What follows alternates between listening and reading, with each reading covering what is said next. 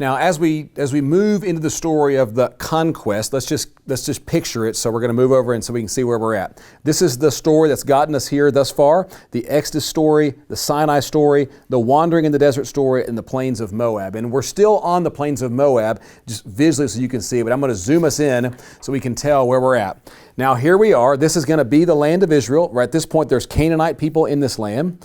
And we find ourselves on the eastern shore of the Jordan River on the plains of Moab. And just right across where they're going to go in is a city named Jericho. And they're going in to face off with this particular city named Jericho. Why? Jericho was a military fort that guarded this part of the Canaanite region from invasion from the river. And so it's a military fort, and the people of Israel are sent in to essentially do battle with this fort. But before they do, they've learned their lesson. Look at page 68. Here's Joshua's plan. The first thing they do is they send some spies in. So here's all the people camped out here. All the people are out here, and they send in some spies to Jericho. And what they do is, instead of sending 12 like last time, now they just send 2. Joshua knows sometimes we listen to the wrong voice. So he just sends 2 in, and they spy out the land. And notice what it says. They go in and they view out the land, especially Jericho. And they went and came into the house of a prostitute whose name was Rahab, and they lodged there. They stayed there. We're not exactly told why, but they encounter this prostitute named Rahab. And here's what happens. The leaders of Jericho find out. They come to Rahab, and here's what they say. We think men of Israel have come here tonight to search out the land. This is page 68. Then the king of Jericho sent to Rahab, saying, bring out the people who've come in. And what we're going to see is she lies. It says, but the woman had taken the 2 men and hidden them. And she said, true, the men came to me, but I did not know where they were from. She hides them, and then she lies to the village leaders. And when they're interacting with Rahab, when the men of Israel, the spies, are interacting with her, this is what she says. She says, I know. This is the proposal by Rahab, Joshua 2, 8, and 9. I know that Yahweh has given you the land, and I know that the fear of you has fallen upon us, and that all the inhabitants of the land melt away. Now, it's just a fascinating picture of what true trust in Yahweh is. Here we have Rahab.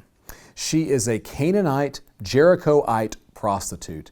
She has no interaction with the people of Israel, and yet she has heard a report. She's heard of the Exodus, I'm sure. She's heard of them gathering on the eastern shores of the Jordan, and just simply on the basis of hearing of Yahweh's power, she says, I know that He will give this land to you. And she makes a shift of allegiance. And that shift of allegiance from her Canaanite gods to Yahweh will result in her life being spared. And what they say is, she makes a deal with them. When you come in, they say, we will spare you. When we come in and we conquer Jericho, we will spare you. How will we know? How will we know which house to spare? They say, tie a scarlet cord around your door, and we'll tell our army, don't kill anyone in the house with a scarlet cord.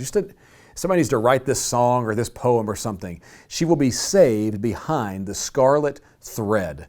And we're going to see this is a very interesting type or picture of the Passover and what Jesus will do. She has a shift of allegiance and she puts her trust in God's provision of salvation, and therefore she is saved. And we see that printed for us on page 69. When we come into the land, we shall tie this scarlet cord in the window through which you let us down, and you will be spared behind. And we see the theological insight reflected on in the author to the Hebrews.